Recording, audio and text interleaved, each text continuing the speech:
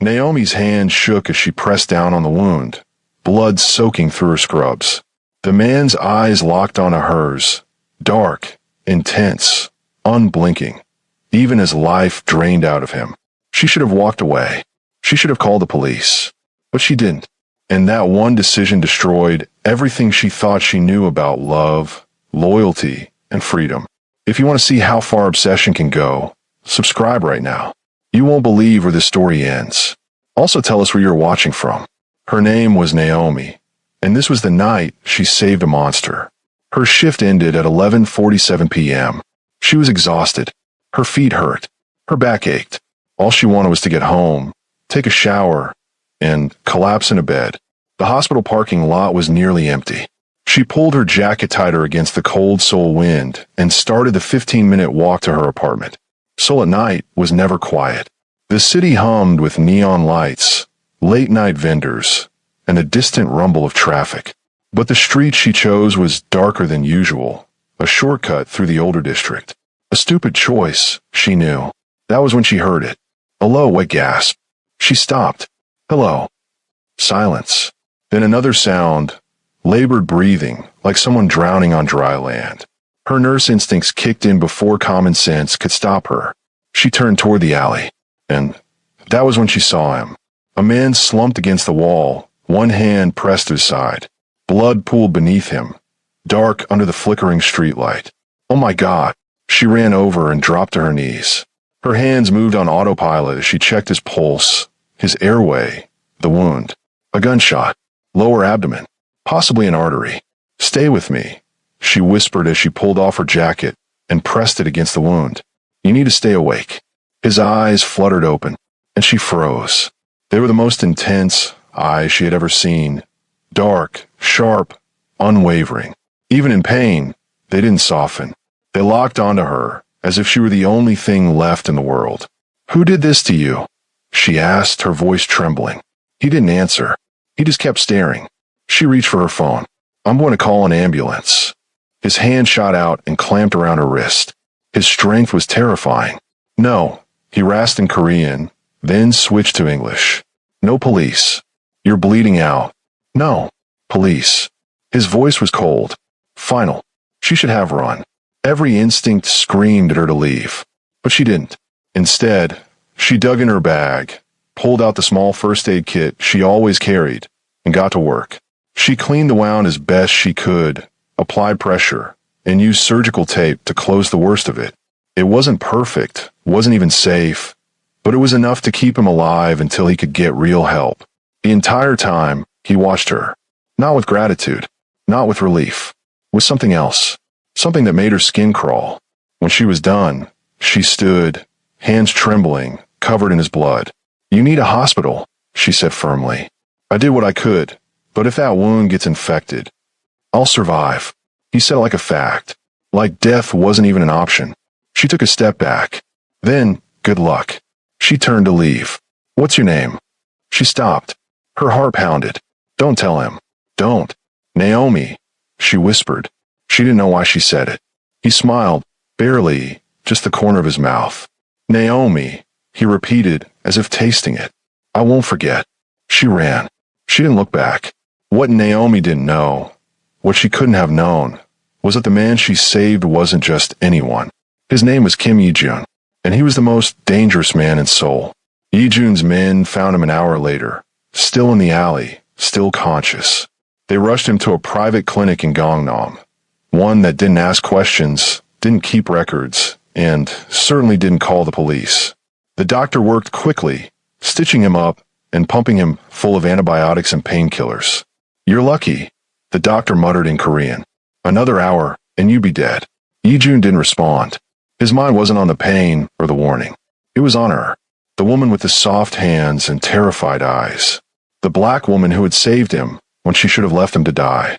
The next morning, Yi-jun's second-in-command, Jay, stood at the foot of his hospital bed with his arms crossed.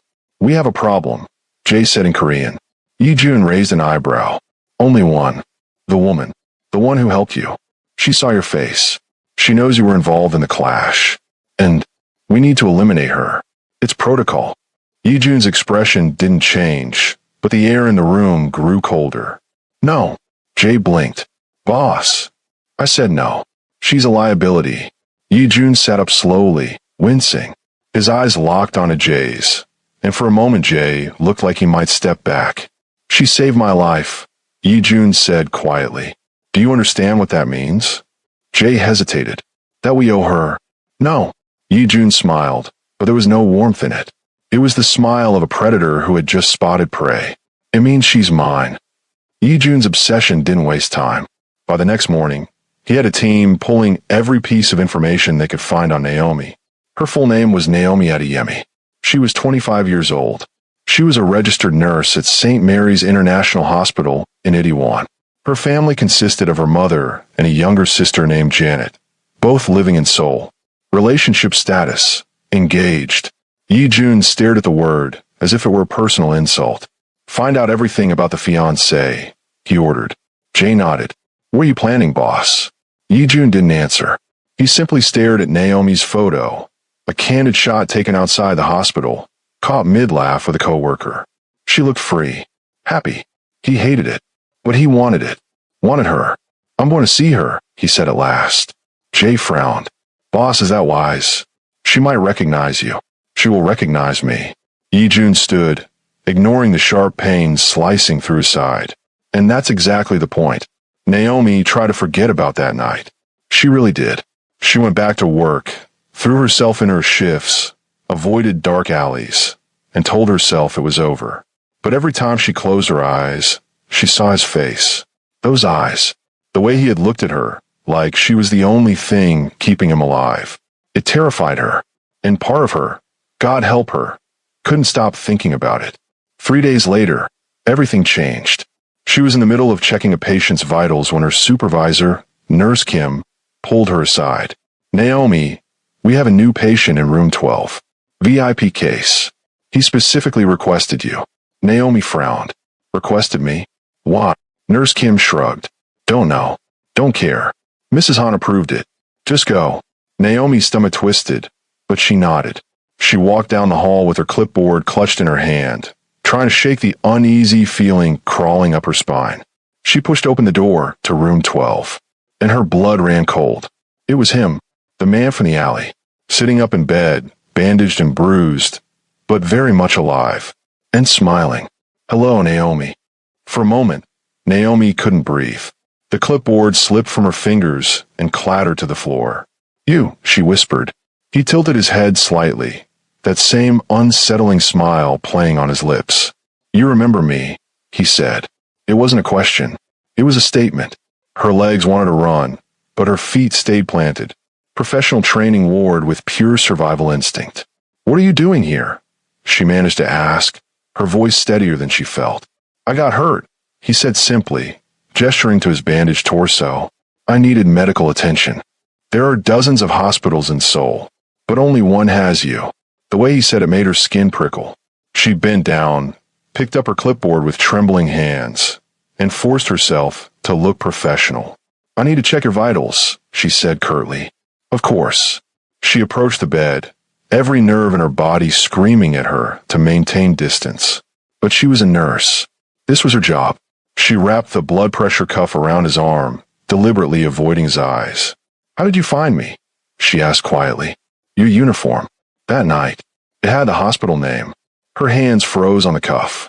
You came here because of me? Yes. There was no hesitation. No shame. She pumped the cuff, watching the gauge, trying to focus on numbers instead of the panic rising in her chest. Your blood pressure is slightly elevated, she said mechanically. Heart rate is. Why did you save me? She looked up. His eyes bored into hers with an intensity that made her want to look away, but she couldn't. Because that's what I do, she said. I'm a nurse. You could have called the police. Let them handle it. You asked me not to, and you listened. She stopped herself. Why had she listened? You were dying, she said instead. People die every day. Not on my watch, she replied quietly. If I can help it. Something flickered across his expression. Surprise, perhaps, or fascination. What's your name? Naomi asked, even though part of her didn't want to know. Kim Yi-jun. The name meant nothing to her then.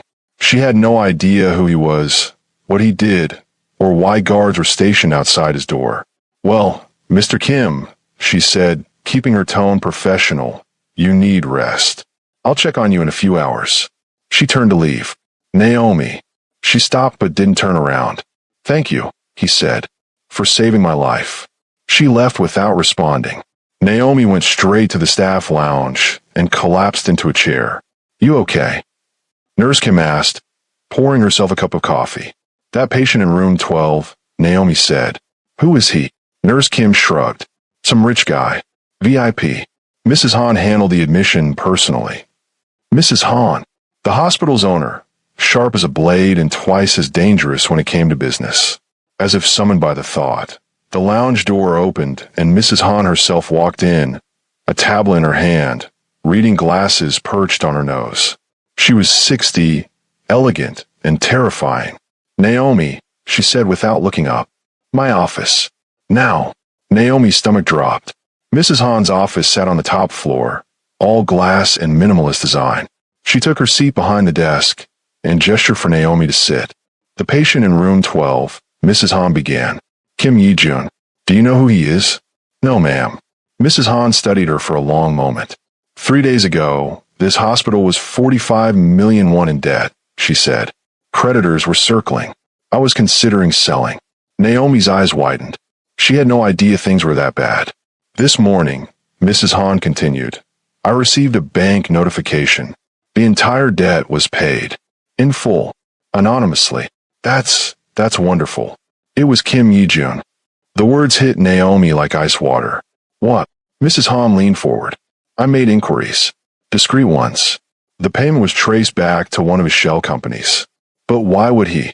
Because of you." Naomi stood up so fast that her chair scraped loudly against the floor. "That's impossible," she said. "I barely know him. He paid 45 million won to clear this hospital's debt." Mrs. Han cut in, her voice sharp. "Because you work here. Because he wants access to you." Naomi's head spun. "I don't understand. We met one time. I treated as wound. That's it." Mrs. Han removed her glasses and studied her with something close to amusement. "Naomi, I've been alive for 60 years. I've seen obsession before. That man is obsessed with you. That's insane. Is it?" Mrs. Han stood and walked to the window. "A man who could afford any hospital, any doctor, deliberately gets himself admitted here and requests you by name. He pays off millions in debt without being asked. Those are not the actions of a grateful patient." Naomi sank back into the chair, her thoughts spiraling. "What do I do?" Mrs. Han smiled, not kindly, but like someone watching an intriguing drama unfold. "You do your job. You treat him professionally. And you are very, very careful." Naomi swallowed. "Should I be scared of him?" Mrs. Han considered the question. "Kim Yi-jun is dangerous," she said at last. "But I don't think he wants to hurt you. I think he wants to own you, which in some ways is worse." While Naomi reeled from Mrs. Han's revelation, Yi-jun was conducting his own research.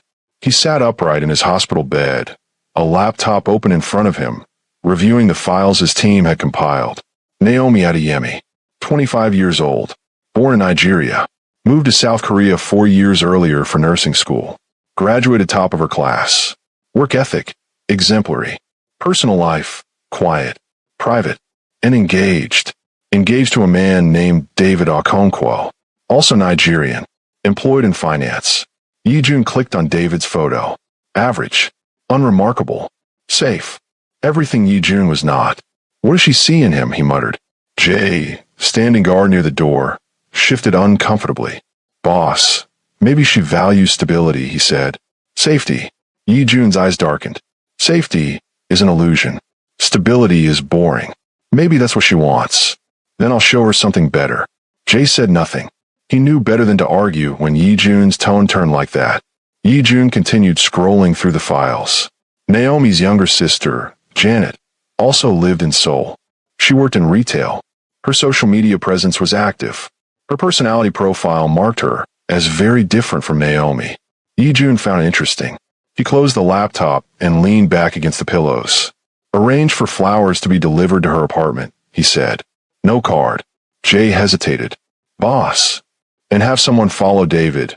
Yi Jun continued calmly. I want to know everything he does. Where he goes. Who he sees. Jay's eyes narrowed. You're going after her fiancé? Yi Jun's lips curved into a cold smile. I'm going to give Naomi a reason to leave him. For the next 3 days, Naomi did everything she could to maintain professional distance. She checked Yi Jun's vitals, changed his bandages, and administered his medication with clinical efficiency. And the entire time, he watched her. Not in a way that was openly aggressive. Not in a way she could easily call out. Just constantly. As if she were the most fascinating thing he had ever seen. It unsettled her more than outright hostility would have. On the 4th day, her restraint finally cracked. Why do you keep staring at me? She demanded, setting the blood pressure monitor down harder than necessary. Because you're beautiful. She froze. That's inappropriate. It's the truth. Mr. Kim. Yi Jun, he corrected. Call me Yi Jun. Mr. Kim, she repeated firmly. I'm your nurse. This relationship is professional. Nothing more. Is it? Yes. He shifted, sitting up straighter despite the pain pulling at his side. You saved my life, Naomi, he said. That's not professional. That's personal. I was doing my job. In a dark alley at midnight, he interrupted. That wasn't your job. That was a choice. She opened her mouth to argue, but he didn't give her the chance. You chose to help me. You chose to trust me when I told you not to call the police. You chose to give me a chance to live. I would have done that for anyone. But you did it for me. The certainty in his voice, so calm, so possessive, sent her heart racing in a way she didn't want to examine too closely. Naomi blurted it out before she could stop herself. I'm engaged. Silence filled the room. Yi Jun's expression didn't change, but something flickered in his eyes. I know. Her breath caught. You know. Yes. Ow. He didn't answer. Cold realization washed over her. You investigated me. Still nothing. You had someone look into my life, she pressed. My background. Mine. Yes. There was no shame in it. No apology. She stepped back, disgust and fear colliding in her chest. You have no right. I have every right to know about the woman I can't stop thinking about. Stop. I can't. You have to. I won't. He rose from the bed, and she instinctively retreated another step. He noticed, and for the first time, something like hurt crossed his face. I'm not going to hurt you, Naomi. You're scaring me. I don't want to scare you. I want you to see me. I see you, she said, her voice shaking but firm. I see someone who pays off hospital debts to manipulate access to people. Someone who investigates strangers. Someone who is completely, utterly obsessed with you, he finished quietly. The blunt honesty stunned her into silence. I know it's wrong, he continued. I know it isn't normal. I know you're engaged. I know all of that. He took a careful step closer. But I can't help it. From the moment you touched me in that alley, when you chose to save me instead of walking away, something changed. You're in my head, Naomi. You're in my blood. This is insane. I know. You need help. I need you. Naomi's voice rose despite herself. I'm engaged. Then leave him. The sheer audacity of it stole her breath.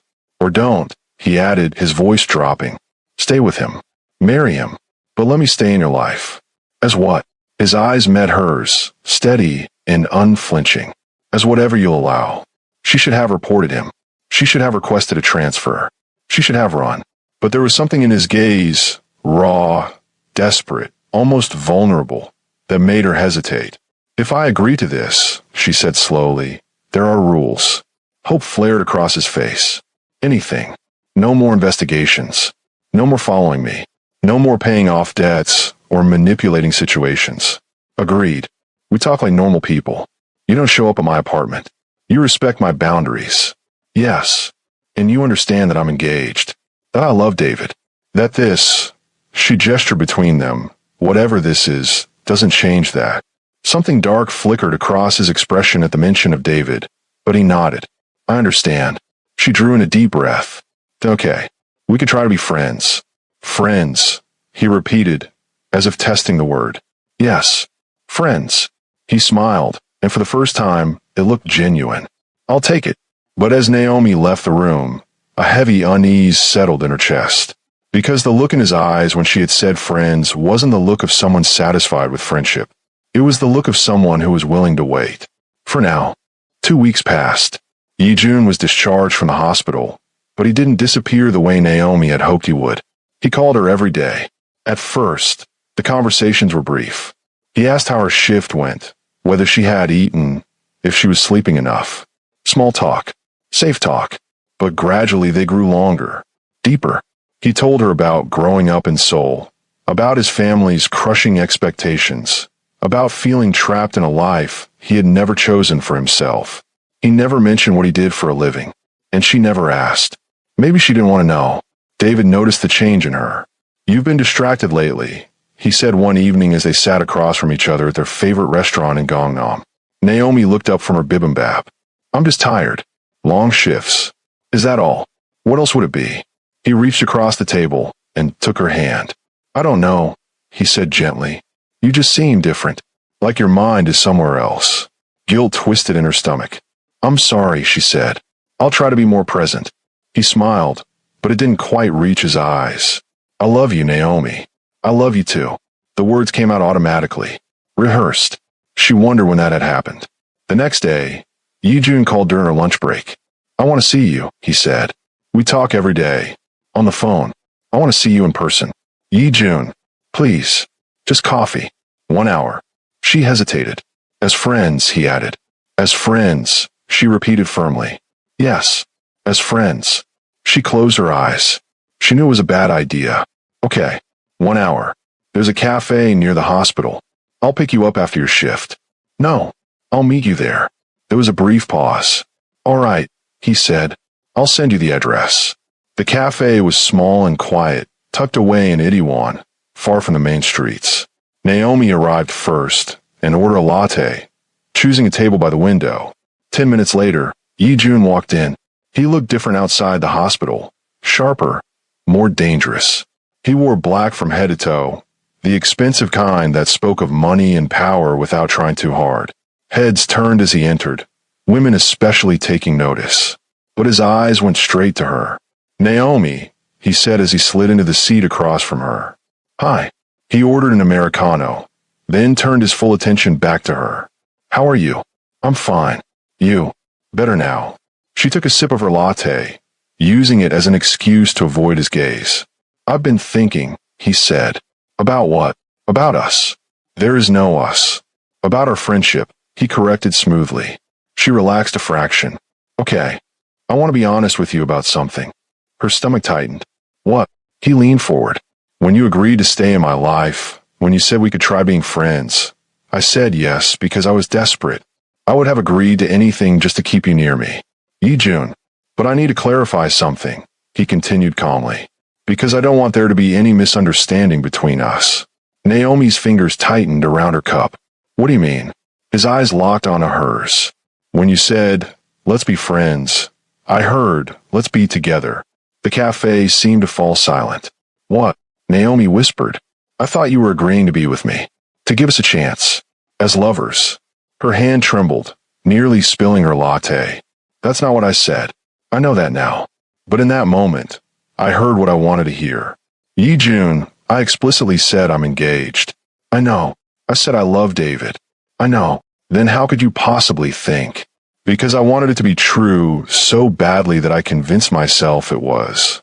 Naomi stood up, her chair scraping backward. "This was a mistake. I shouldn't have come." "Naomi, wait. No. This is exactly why we can't be friends.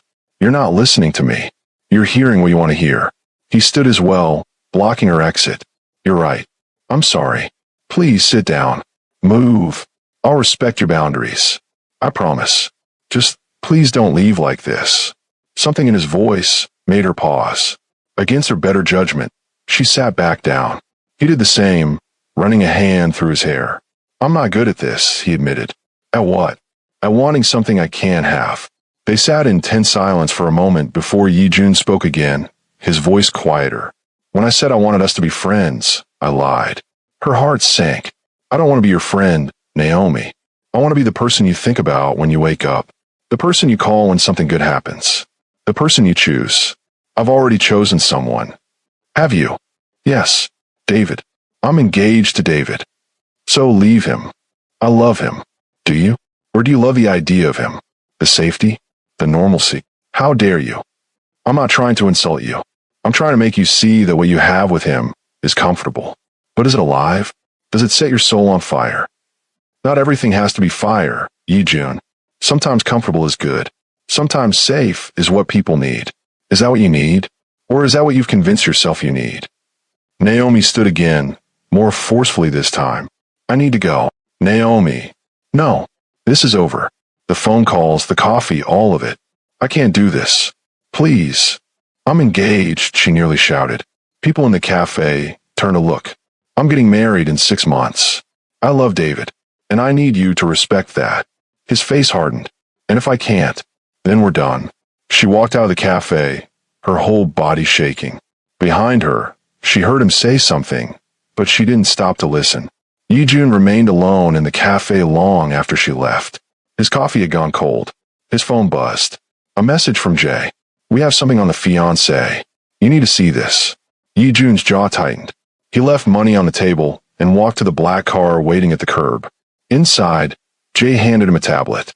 We've been following David Okonkwo for 2 weeks, as you requested.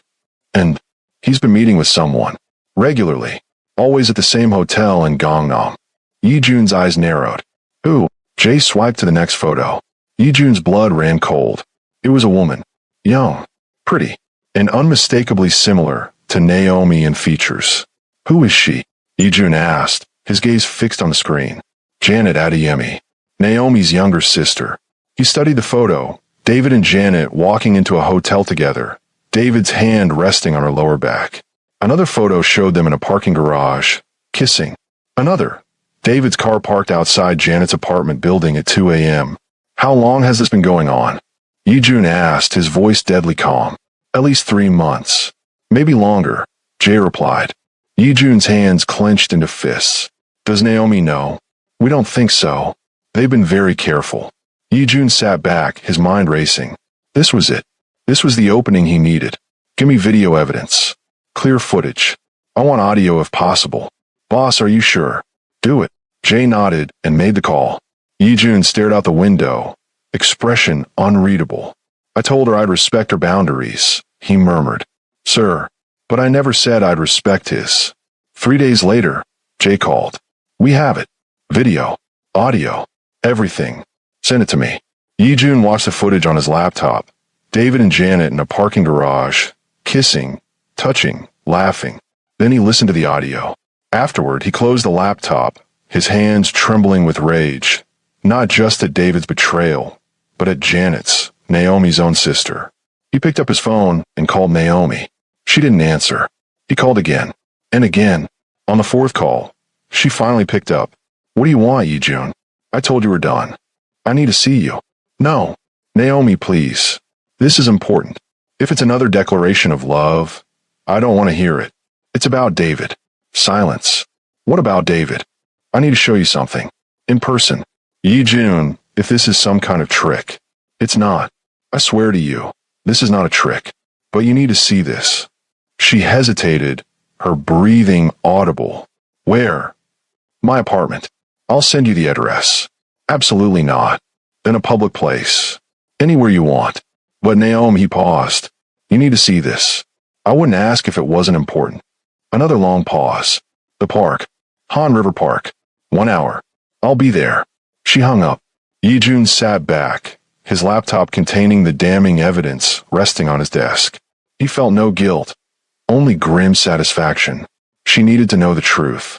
And once she did, everything would change. The park glowed in the late afternoon sun.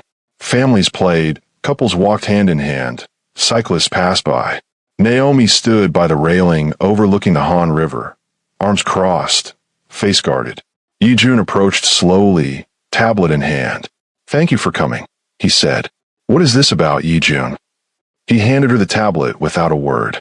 She looked at him suspiciously, then down at the screen. The video was cued and ready to play. She pressed play. Yi-jun watched her face as the footage unfolded. Confusion came first, then recognition, then horror. Her hand flew to her mouth. No, she whispered. The video continued, David and Janet, kissing, touching. Then the audio played. When are you going to tell her? Janet asked. Sometime soon. I just need to find the right moment, David replied. You've been saying that for months. I know, baby. I know. But Naomi, she's invested so much in this wedding. I don't want to hurt her. But you're okay with cheating on her. It's different with you. With her, it's obligation, comfort. But with you, it's real. Janet laughed softly. You're such a liar. But I love you anyway. The tablet slipped from Naomi's fingers. Yijun caught it before it hit the ground. Naomi stood frozen, tears streaming down her face. That's my sister, she said, her voice breaking. I know, Yijun said quietly. And David, I know. She turned to him, devastation etched into her features. How long have you known? I had him followed. For 2 weeks. She stopped, the weight of everything crashing down on her, too overwhelmed to summon anger over the invasion of privacy. How long has this been happening? At least 3 months. Maybe longer. A sound tore from her throat, half sob, half gasp, as she collapsed against the railing. Yijun moved instinctively to steady her, but she raised a trembling hand. Don't touch me. He stopped at once, stepping back and giving her space. She stood there shaking, crying silently, staring at the river as if it might swallow her pain. My sister, she whispered. My own sister. I'm sorry. She let out a bitter laugh. Are you? Or are you happy? Now you can swoop in and... I'm not happy, Naomi, Yijun said, his voice tight. I'm furious. At him. At her. At what they've done to you. But you're glad, aren't you? She pressed. Glad that he's out of the picture. Yijun was silent for a moment. I won't lie to you, he said at last. I won't pretend I'm not relieved that you know the truth. But I'm not glad about how you found out. And I'm not glad that you're hurting. Naomi wiped at her tears with the back of her hand. I need to go. Naomi. I need to confront them. I need to... Her voice broke. I need to see this for myself. Let me come with you. She looked at him sharply. Why? Because you shouldn't face this alone. I've always faced things alone. Not anymore. She studied his face, her eyes red and swollen. Why do you care so much? Because you're mine, Yijun said simply. And someone hurt what's mine. That's unforgivable. Under any other circumstances, his possessiveness would have terrified her. But with her world collapsing around her, it felt, unexpectedly, like an anchor. Okay, she whispered. Come with me. Yijun's car was sleek and black, the kind that cost more than most people earned in a year. Naomi sat in the passenger seat, numb, her hands trembling uncontrollably. David. Her David. The man she had planned to marry in 6 months. And Janet. Her baby sister. The girl she had helped raise after their father died. Together. For 3 months. Maybe longer. Where does he live? Yijun asked calmly. Naomi gave him the address in Gangnam, David's apartment. The one she had helped decorate. The one where she kept spare clothes in the closet. The one where he had probably been bringing her sister. Fresh tears spilled down her cheeks. Yijun reached over and took her hand. She should have pulled away, but she didn't. His grip was warm and steady. When we get there, he said quietly, I need you to let me handle things if they turn violent. I'm not going to be violent. I wasn't talking about you. Naomi looked at him. His jaw was clenched, his eyes dark. Yijun, you can't hurt him. I won't. Unless he gives me a reason to. What does that mean? It means if he raises his voice at you, if he tries to blame you, if he does anything that makes you feel worse than you already do. He glanced at her. I'll make him regret it. There was something terrifying about how calmly he said it, and something protective, too. I just want answers, Naomi said. I need to understand why. There is no why that will make this hurt less. I still need to hear it. Yijun nodded, squeezed her hand once, then let go. They drove the rest of the way in silence. David's apartment building was modern and expensive. Naomi had been there 100 times, but walking through the lobby now felt like entering a stranger's home. They took the elevator to the 8th floor. Naomi's heart pounded with each number that lit up. Yijun stood beside her, silent but solid. The elevator chimed. They walked down the familiar hallway to David's door. Naomi raised her hand to knock, then hesitated. Once you knock on that door, Yijun said softly. Everything changes. Are you ready? She wasn't, but she needed to do this. Naomi knocked. Footsteps sounded inside, followed by David's voice. Just a second. He sounded happy. Relaxed. The door opened. David stood there in sweatpants and a t-shirt, smiling, until he saw her. The smile faltered. Naomi? I wasn't expecting you. His gaze shifted to Yijun. Who's this? Can we come in? Naomi asked, surprised by the steadiness of her voice. Now's not really a good time. I don't care. We need to talk. She stepped past him into the apartment. And there, sitting on the couch, David's couch, where Naomi had sat 100 times, was Janet. She was wearing one of David's shirts. Just a shirt. Janet's face drained of color when she saw Naomi. Naomi. Don't. Naomi said coldly. Don't say my name right now. David closed the door, his eyes darting between Naomi and Yijun. What's going on? Naomi pulled out her phone. Yijun had sent her the video earlier. She pressed play and held the screen out toward David. His own voice filled the apartment. David's face collapsed. Janet stood up quickly, tugging the shirt down. Naomi, let me explain. The word had barely left her mouth before Naomi crossed the room. Everything she had been holding back, the grief, the betrayal, the rage, burst free. Naomi's hand connected with Janet's face. The slap echoed through the apartment. Janet stumbled backward, her hand flying to her cheek. Naomi! David shouted. But Naomi wasn't done. She grabbed Janet by the shoulders and shook her, rage pouring out of her. You're my sister, she screamed. My sister.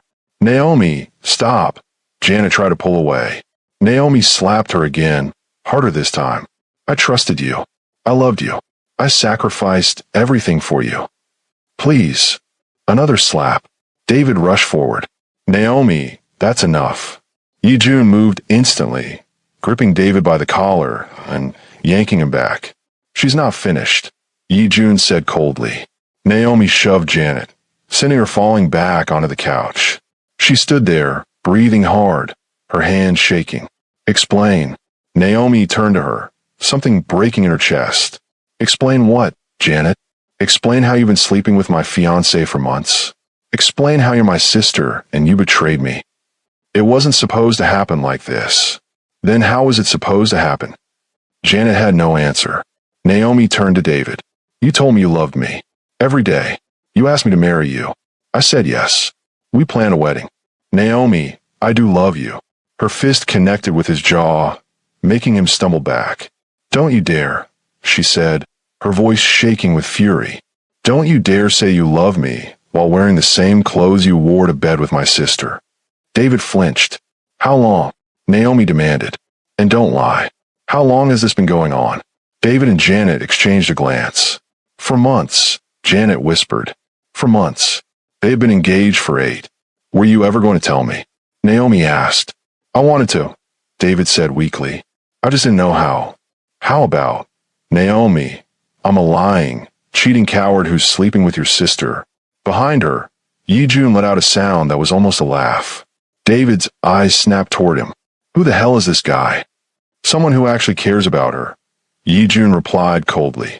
This is between me and Naomi. No, Yijun cut in, stepping forward. This is between a man who betrayed a woman's trust and the consequences of that betrayal. You don't know anything about us. I know you're a coward, Yijun said evenly. I know you're standing here, trying to justify the unjustifiable. And I know that if you say one more word that hurts her, you'll regret it. The threat was unmistakable. David took a step back.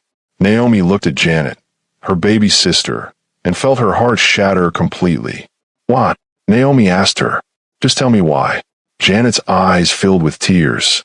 Because you have everything, she said bitterly. You've always had everything.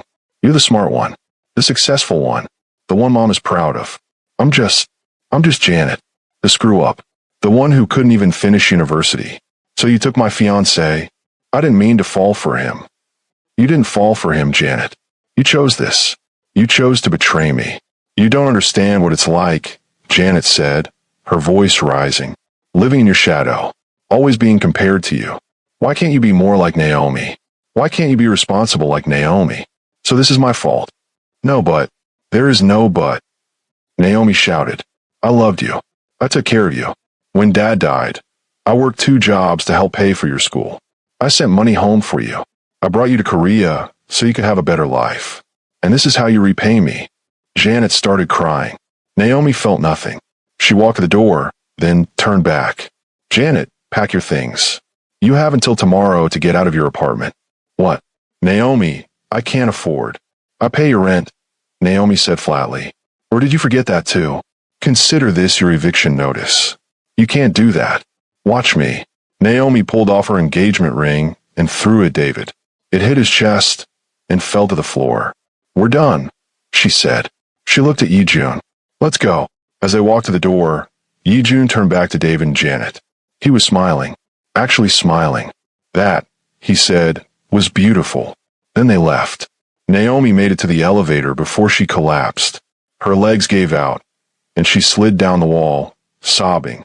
Yijun knelt beside her, not touching her, just there. Breathe, he said gently. Just breathe. I can't, she gasped. I can't breathe. Yes, you can. In through your nose. Out through your mouth. She tried to follow his instructions, but the pain in her chest was overwhelming. For months. They had been together for 4 months. While she had been planning a wedding. While she had been choosing flowers and cake flavors and seating arrangements. While she had been dreaming about a future that had already been dead. I'm so stupid, she sobbed. No, Yijun said quietly. You're not stupid. You're trusting. There's a difference. I should have seen it. How, he asked. You're not a mind reader. You believe the people you loved. That's not stupidity. That's faith. Well, my faith was misplaced. Yes, he agreed. It was. But that's their failure, not yours. The elevator dinged. Someone stepped out onto their floor. Footsteps followed, then David's voice. Naomi, wait. Yijun stood, positioning himself between them. I suggest you go back inside. Yijun said, his voice deadly calm. This doesn't concern you. Everything concerning her concerns me. Naomi, David tried to peer around him. Please, can we just talk? Let me explain. Explain what? Naomi said from the floor, her voice raw. Explain how you fell into bed with my sister? Explain how you accidentally kept sleeping with her for 4 months? There's nothing to explain, David. You made your choice. I made a mistake. 4 months isn't a mistake, she said. It's a decision. A choice. You chose her over me every single time. Janet appeared behind David. Naomi, please. We never meant to hurt you. Something inside Naomi snapped. She stood, rage replacing grief, and pushed past Yijun, walking straight up to Janet. Never meant to hurt me, she repeated. You never meant to hurt me. You're my sister, my blood, and you stabbed me in the back for a man. It's not like that. Then what is it like, Janet? Naomi demanded. Explain it to me. Make me understand how you justify this. Janet said nothing. Naomi turned her gaze to David. And you, Naomi said, her voice trembling with fury. You're a coward. Too weak to break up with me. Too selfish to let me go. You wanted us both, didn't you? No. Don't lie. Not now. You wanted the stability I gave you and the excitement she gave you. You wanted your cake, and to eat it too. David said nothing. His silence was answer enough. Naomi felt Yijun's presence behind her, solid and grounding. I hope you're happy together, she said coldly. I hope it was worth it. Because you didn't just lose me, David. You lost my respect, my trust, my love. And Janet. Janet looked at her, tears streaming down her face. You lost your sister. Outside the building, Naomi's hands were shaking. Her knuckles throbbed with pain. I hit her, she whispered. I actually hit her. Yes, Yijun said calmly. Multiple times. Yes. I've never hit anyone before. I know. Naomi looked up at him, bracing herself for judgment. Instead, his eyes were bright with something disturbingly close to pride. You're not going to tell me that was wrong? She asked. Was it satisfying? She thought about it. Yes, she admitted quietly. Then it wasn't wrong. That's not how morality works. She betrayed you in the worst possible way. Yijun said evenly. She deserved every slap. Personally, I think you showed remarkable restraint. Restraint. You could have done much worse. The way he said it made Naomi certain he would have done much worse himself. They reached the parking garage. As Yi-jun opened the car door for her, he spoke again. For what it's worth, he said, watching you defend yourself, watching you finally unleash all that rage you've been holding back. He smiled. It was magnificent. Despite everything, Naomi felt a small flicker of warmth in her chest. Not happiness, but something close to satisfaction. Yi-jun drove her home in silence. Naomi stared out the window, emotionally hollowed out. When they pulled up in front of her building, he turned to her. Do you want to come up? He asked. I don't have to stay. Just make sure you're okay. She should have said no, but she was exhausted from being alone. Okay, she said. They went up to her apartment. It was small, cozy, something she had worked hard to turn into a home. Now it just felt empty. Naomi sat on the couch. Yi-jun took the chair across from her, deliberately giving her space. Can I get you anything? He asked. Water? Tea? Whiskey? He raised an eyebrow, then went into the kitchen and found the bottle. He poured 2 glasses and handed her one. Naomi downed it in one gulp. The burn grounded her. Thank you, she said quietly, for coming with me. For everything. You don't have to thank me. Yes, I do, she insisted. You didn't have to show me that video. You didn't have to drive me there. You didn't have to stand there and watch while I lost control. He smiled faintly. That was the best part. She laughed despite herself. A small, broken sound, but real. Before she could reply, her phone rang. Her mother. Naomi answered. Hello. Naomi, her mother snapped. What is this I hear about you attacking your sister? Her blood ran cold. What? Janet called me, crying. She has bruises. She says you attacked her and her boyfriend. That's not what happened. Then what happened? Her mother demanded. Tell me why my daughters are fighting. Naomi closed her eyes. Of course Janet had called first. Of course she had played the victim. Mom, Naomi said carefully, that's not the whole story. Then what is the whole story? Tell me why you put your hands on your sister, her mother demanded. Because she's been sleeping with David, my fiancé, for 4 months. Naomi's voice was sharp, hard. Silence followed. What? Her mother finally said. Janet has been having an affair with David. I found out today. I confronted them both. And you hit her. Yes, Naomi said firmly. I did. Naomi. She deserved it, Mom. She betrayed me. She's been sleeping with the man I was going to marry. That doesn't give you the right to be violent. She's my sister, Naomi shouted. She's supposed to love me, protect me, have my back. Instead, she stabbed me in it. Her mother was silent for a long moment. Both of you are coming to dinner tomorrow night. 7 o'clock. We're settling this as a family. Mom. 7 o'clock. Naomi. Don't be late. She hung up. Naomi sat frozen, phone in hand, staring at nothing. What happened? Yi-jun asked, his voice gentle. Family dinner tomorrow. My mother wants to settle this. Do you want me to come? Naomi hesitated. Part of her wanted him there, his steady presence a reassurance. But this was family business. Messy, ugly family business. No, she said quietly. I need to do this alone. He nodded, though she could see the reluctance in his eyes. But thank you. For everything today. He stood, then paused at the door. Naomi. Yes. Whatever happens tomorrow, remember that you did nothing wrong. You were betrayed by the people who were supposed to love you most. Your anger is justified. Your pain is valid. Even the violence. Especially the violence. The next morning, Yi-jun went to the hospital. Not as a patient this time, but as a visitor. He found Mrs. Han in her office, reviewing paperwork. She looked up when he entered, unsurprised. Mr. Kim, to what do I owe the pleasure? I need advice. Mrs. Han set down her pen and smiled. A smile that promised she was about to enjoy herself immensely. About Naomi, I assume. Yes. Sit. Yi-jun sat, tense. Mrs. Han leaned back in her chair, studying him carefully. You're in love with her. Yes. Obsessively so. Yes. And she's just been through a devastating betrayal. Yes. So you want to know how to win her heart when it's broken into pieces. Yi-jun nodded. Mrs. Han laughed, a sharp, knowing sound. You're asking a 60-year-old woman for romantic advice. That's either very wise or very desperate. Both, Yi-jun admitted. Mrs. Han's smile widened. I like you, Mr. Kim. You're honest. Most men your age would pretend they have it all figured out. I don't have anything figured out, except that I want her, and I'll do whatever it takes. Ah, but that's your problem. What is? You think love is something you take, something you win, something you possess. Yi Jun frowned. It's not. No. Love is something you earn, something you nurture, something you surrender to. I don't understand. Mrs. Han stood and walked to the window, looking out over Seoul. Naomi is strong, independent. She survived betrayal and heartbreak and rebuilt herself every time. Do you know what a woman like that needs? What? Not someone who will cage her. Not someone who will control her. Not someone who will obsess over her every move. Mrs. Han said. Then what? Yi Jun asked. She turned to face him. She needs someone who will give her freedom and choose to stay anyway. Someone who will trust her completely. Someone who will love her without trying to own her. Yi Jun was quiet, absorbing her words.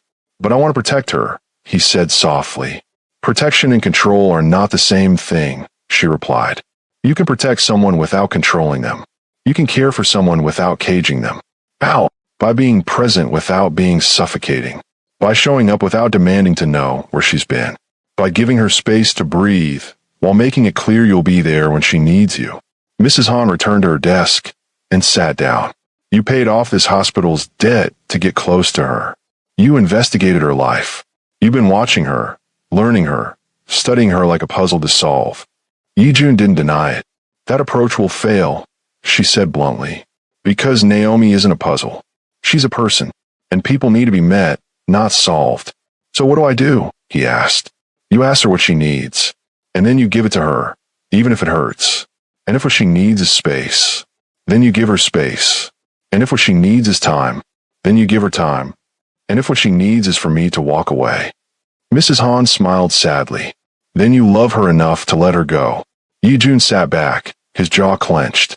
The thought of walking away from Naomi physically hurt. But her words made sense. You're saying I need to give her control. I'm saying you need to give her choice. There's a difference between giving someone control and trusting them with their own life. And if she chooses someone else, then you weren't meant to have her. But at least you'll have loved her the right way. Yi Jun was silent for a long moment. Then he smiled, not his usual cold smile, but something warmer, almost amused. You're very wise, Mrs. Han. I'm 60 years old. I've seen every kind of love, the good, the bad, and the obsessive, she said pointedly. The question is, which kind do you want to be? The kind that deserves her, he said firmly. Then you know what you need to do. Yi Jun stood and headed for the door. At the threshold, he paused. Thank you. Don't thank me yet. The hard part is actually following through. I will. We'll see. As Yi Jun left, Mrs. Han returned to her paperwork, a small smile on her face. She had seen many men obsessed with women, but this was the first time she had seen one willing to learn. Maybe there was hope for him yet. Naomi arrived at her mother's house at 6:55, her stomach in knots. She knocked, and her mother opened the door, her face unreadable. Naomi. Come in, her mother said. Inside, Janet sat at the dining table, and Naomi barely recognized her. Her face was swollen, bruises covered her left cheek, her lip was split, and one eye was nearly swollen shut. Naomi's guilt and satisfaction warred inside her. Her mother gestured for her to sit. They sat in tense silence for a moment before her mother spoke. Janet, tell me what happened. From the beginning. Janet's voice was small, broken. Naomi came to David's apartment yesterday. With some man. She started screaming at me, saying horrible things. And then she hit me. Why did she hit you? Janet looked down at her hands. Because I've been seeing David. Seeing him. You mean sleeping with him? Janet nodded. For how long?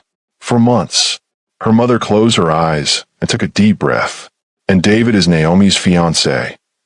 Yes. The man she was going to marry? Yes. The man she's been planning a wedding with? Yes. Her mother opened her eyes and looked at Janet with an expression Naomi had never seen before. Disgust. Pure, unadulterated disgust. Do you have anything to say for yourself? Janet's tears started falling. I didn't mean for it to happen. But it did happen. For 4 months. That's not an accident, Janet. That's a choice. 100 choices. I love him. You love him. Her mother laughed bitterly. You don't know what love is. I do. The slap came so fast Janet didn't have time to react. Her mother's hand connected with Janet's uninjured cheek. Janet cried out, hand flying to her face. You betrayed your sister, her mother said, her voice shaking with fury.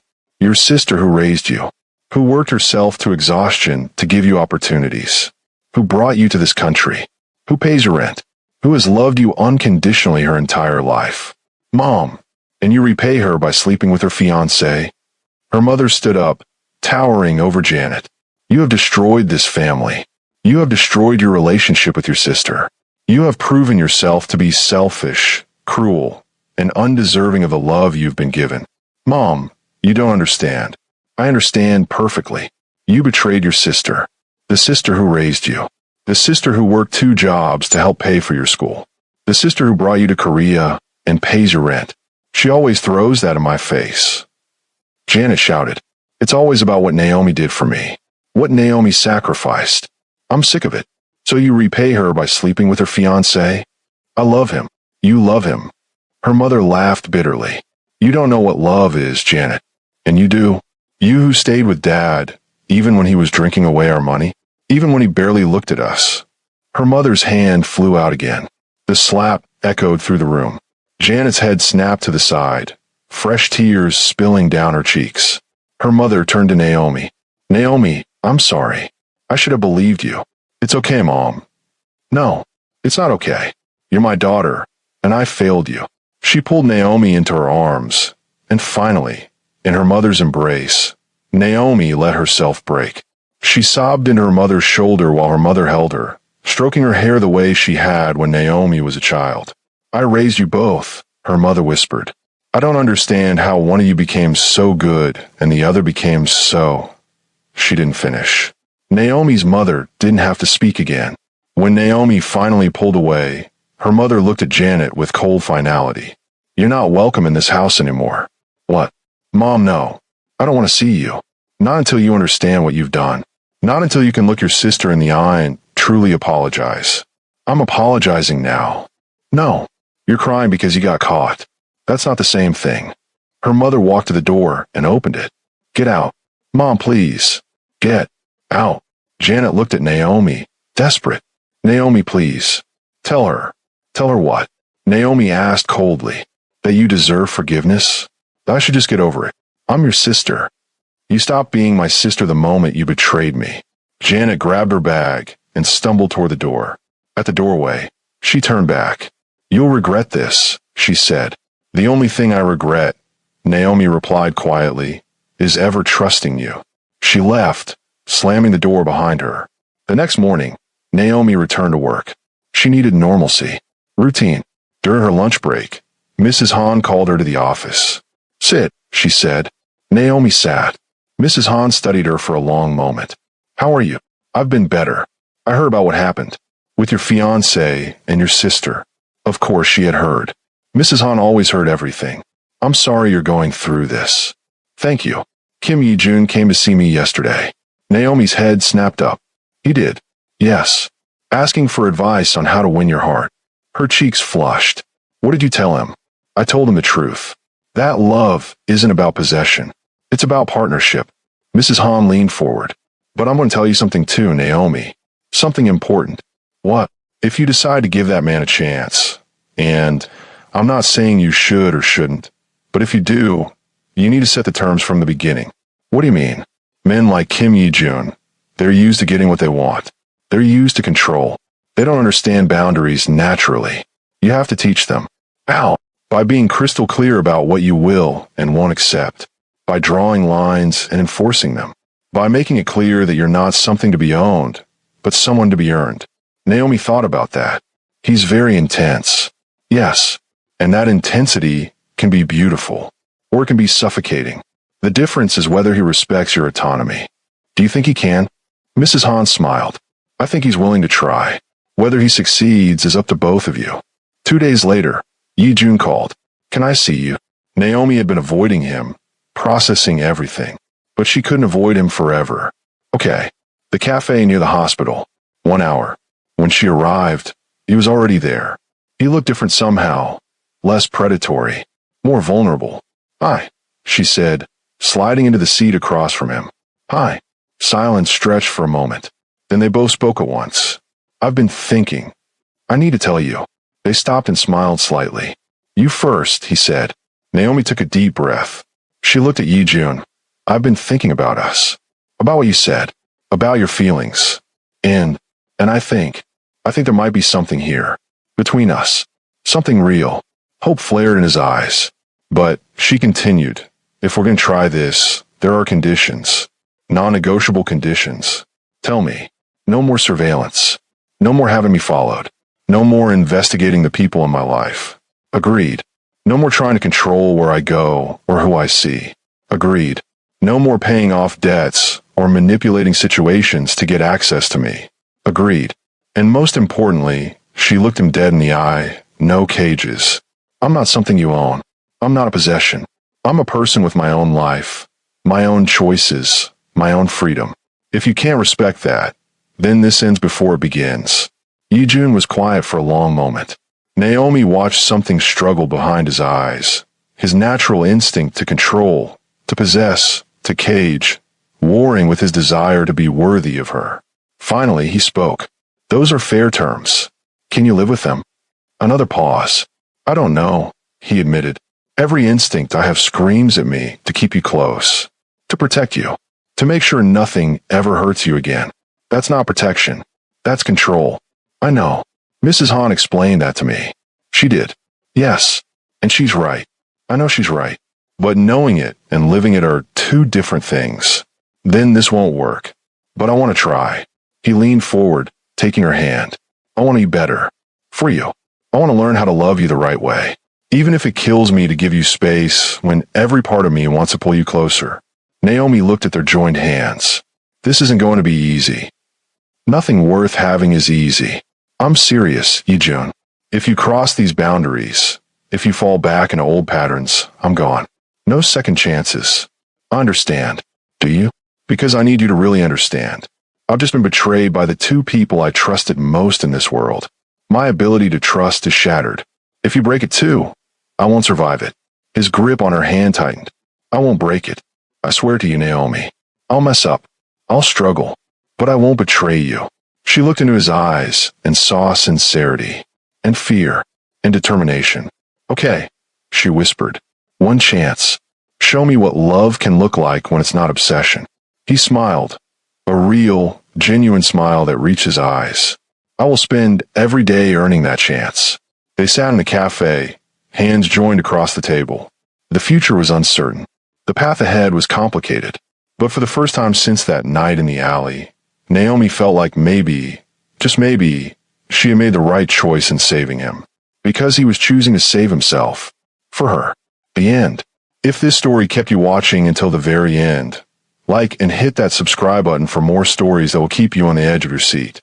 Drop a comment telling me, would you have given Yi-jun a chance? Or would you have run? Do you think Yi-jun can really change? Or is obsession always obsession? Thanks for watching. I'll see you in the next story.